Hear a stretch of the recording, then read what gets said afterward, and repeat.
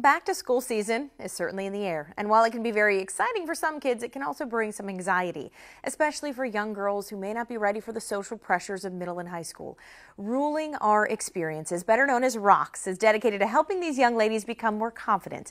We have Dr. Lisa Hinkelman, the founder, here with us today, so thanks for being here, Lisa. Thank you for having me. So you've been studying the behaviors in general of young girls for a long time. How exactly did this all begin for you? I started my work as a professor at Ohio State. So I was teaching counseling classes in the graduate school there and really focusing my research and my applied work as a counselor with young girls. And I was also working with older women as well, grown-up women. And I was realizing that there's so many parallels between what younger girls were experiencing and how that persisted as issues for them as grown-ups. So I was working with grown-up women who still hated their bodies and still had difficult relationships with other girls and still lacked confidence. And I thought, okay, if we can get to these girls younger, when they're in their adolescent and formidable years, maybe we can shift their trajectory so that they grow up into confident women with strong relationships who are ruling their experiences.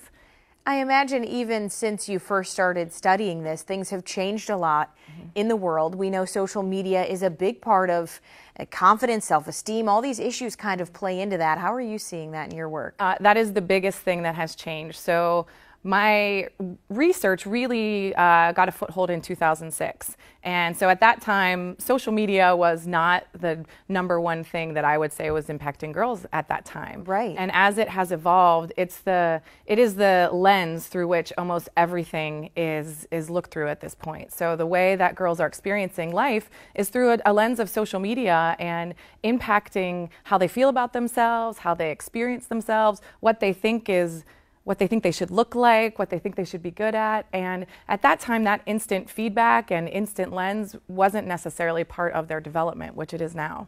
And as we get ready to go back to school and they deal with that because, summer they're still on social media and things like that, do you have any tips or things that girls should do as they get ready to head back to school? I think this is one of the hardest things because we're, as adults working with girls, having a hard time keeping up with the ever-changing social media, right? So as soon as we figure out some app or thing that they're using something totally different. Sure, right? They're beyond that. Yes. They've done it for the last year. Yes. Yeah, exactly. Yeah, so trying to maintain relevance in their life is important, right?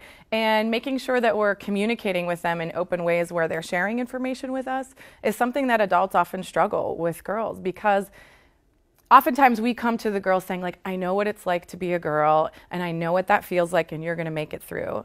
And she's saying you have no idea what my life is like. Sure. And actually we don't. And right? she's right. Exactly. Yeah. She's right. And so when we come from this place of I know everything about your life, we become more irrelevant to her. And so instead, I think we need to let girls be the experts on their own lives and we need to encourage them to invite us into their lives and into that space. Instead of saying, I know how you feel, we need to shift that to tell me how you feel. Tell me how you feel. As a teacher and as a parent, I mean, both sides of the spectrum, right? They need to be involved and open.